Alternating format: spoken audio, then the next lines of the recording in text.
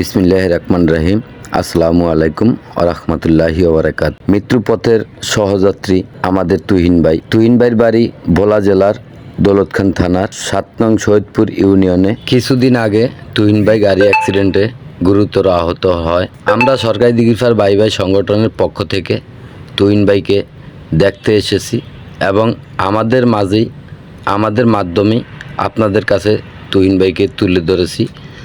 আমরা এখন তুহিন ভাইয়ের ভাই এবং মার সাথে কথা বলবো। আপনাদের উদ্দেশ্যে আমাদের এই সভাপতি আবি আবদুল্লাহ ভাই কথা বলবে। ছোট ভাই না বড় ভাই? আমার ছোট ভাই। আপনার ছোট ভাই উনি গাড়ি অ্যাক্সিডেন্টে আমার হয়েছে, তো ওনাদের ট্রিটমেন্ট করতে ঢাকা মেডিকেল।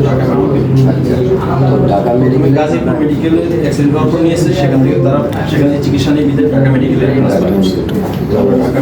পরবর্তীতে ওনার অপারেশন কয়বার ছিল?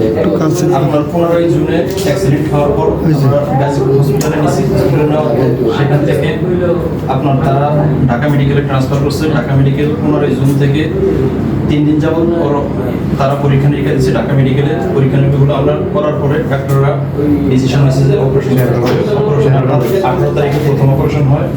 18 তারিখের পরে 18 থেকে 22 তারিখ পর্যন্ত আবার পরীক্ষা নিরীক্ষা দিছে। দেওয়ার পরে আমরা সেগুলো করাইছি। করানোর পরে ওর যে ডাক্তাররা অপারেশন করছে সেখানে আপনার ওই লিক হয়ে গেছে। অপারেশনে নারী আবার লিক হয়ে ময়লা গতকাল পেটে সরে যে ময়লা পেট ফুলে উঠছে। কারণ তাৎক্ষণিকভাবে ডাক্তার আবার পরীক্ষা দেওয়া দিয়ে দেখতেছে যে পেট নারী সিট হয়ে গেছে আবার। এই জন্য তারা আবার ডিসিশন নিয়েছে যে ওরা অপারেশন হবে। আমি আবার 28 তারিখে আমি যতদিন জানছি যে ওনার গাড়ি সামনাসামনি মার খেয়েছে। ওনার যে স্টার্টিং ছিল এই স্টার্টিংটা প্যাডে চাপ খেয়েছে। প্যাডে চাপ দেয় ওনার নারীটা চাপটা হয়ে গেছে এবং নারী কিছু কিছু জায়গাতে লিক করছে। আর ডাক্তার যে ওনার প্যাডে অপারেশন করতে সিলাই দিছে ওগুলাতে ইনফেকশন হয়েছে কিংবা ইনফেকশন হওয়ার মতো ফুজ কিংবা বিভিন্ন ময়লা বের হয়েছে। আর সিলাই ঠিকভাবে থাকতেছে আসলে কথা থাকতেছে না। শরীরে যে অ্যালবুমিন প্রয়োজন এই ডাক্তাররা একটা ইঞ্জেকশন 10,000 একটা 1300 ব্যবহার করছে। এই পর্যন্ত তৃতীয়বারের অবস্থা আবার 7 তারিখে নিতে বলছে। 7 তারিখে আমরা ডাক্তারের কাছে নিলে তারা দেখবে এবং কি সেলাই যেগুলো কাটবে এবং সাইডে দিয়ে যে আপনার খাদ্যনালী বের করেছে এটা অপারেশন হবে। আবার খাদ্যনালীটা অপারেশন হবে। অপারেশন কবে হবে সেটা ডেট দিয়ে দেবে ডাক্তার। সময় আবার এদিক দিয়ে ময়লা বের হয়। ময়লা এই খাদ্যনালী এখান দিয়ে আচ্ছা মানে এই ময়লার এটাই বের করে দিয়েছে। হ্যাঁ, ময়লা এখানে। আর এই পাশ দিয়ে যে আপনার দেখতেছেন এটা ড্রেন ছিল, ড্রেন এখন বন্ধ করে দিয়েছে। এটা আবার সেলাই করে দেবে ডাক্তার 7 তারিখে নিলে।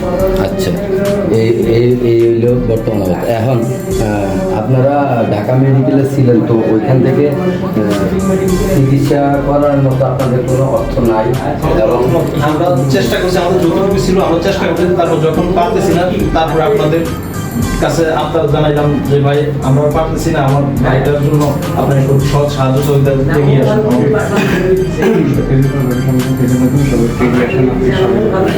সরকারি ভাই সংগঠন সাত পক্ষ থেকে সবাই একটু এগিয়ে আসুন। আমার ছোট ভাইয়ের চিকিৎসার জন্য আপনি একটু সাহায্য সহযোগিতা করুন। আমি যেন আমার ভাই সঠিকভাবে ট্রিটমেন্টটা করে আমাদের তাকে সুস্থ করে তুলতে পারি। আমাদের সরকারি ভাই সংগঠন তো নতুন এবং আমাদের ফান্ডেও তো টাকা নেই।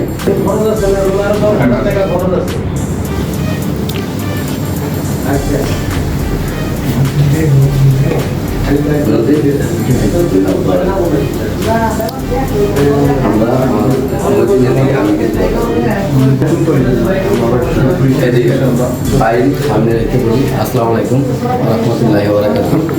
আমি সরকারি দিঘিরপাড় ভাই সংগঠনের সভাপতি মোহাম্মদ আবি আবদুল্লাহ। মূল বিষয় হলো ওনারই ছোট ভাই, ওনার নাম তুহিন আর ওনার নাম হলো শাহিদ। তো ওনারা দুই ভাই। ওনার ভাই গাড়ি অ্যাক্সিডেন্ট করে গুরুতর অসুস্থ। এই মুহূর্তে ওনার ট্রিটমেন্ট করার মতো কোনো অর্থ নেই। উনি ঢাকা মেডিকেলের ট্রিটমেন্ট অবস্থায় ছিল, কিন্তু ঢাকা মেডিকেলের চিকিৎসা চালাইতে পারতেছে না বিধায় উনি একটা বাসায় না রাখছে। তো উনি দেশবাসী সকলের কাছে আর্থিক সহযোগিতা চাচ্ছে। যদি কোনো ভাই এই ভাইরে একটু সহযোগিতা করেন, আমাদের স্ক্রিনে ভাইয়ের নাম্বার দেওয়া থাকবে, ভাইয়ের সাথে যোগাযোগ করে কিংবা ভিডিও কলে দেখে শুনে তারপরে আপনারা একটু সাহায্য করবেন।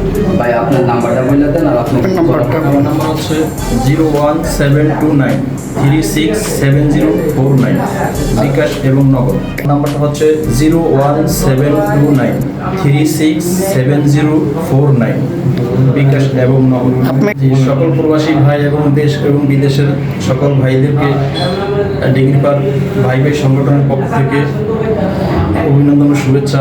সবাই যে আমার ভাই এই বিপদ মুহূর্তে এগিয়ে আসছেন, সেই জন্য সবাইকে আবারও শুভেচ্ছা সংবেদনাবাদ জানাচ্ছি।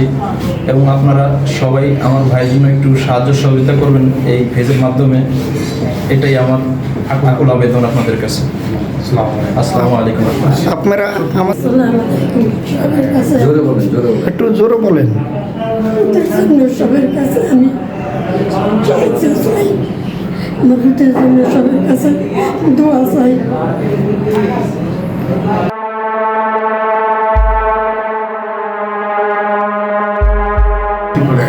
সেদিন দিয়ে ভূতের আমি চাইতে পারি না, সবার কাছে আমি চাইতেছি,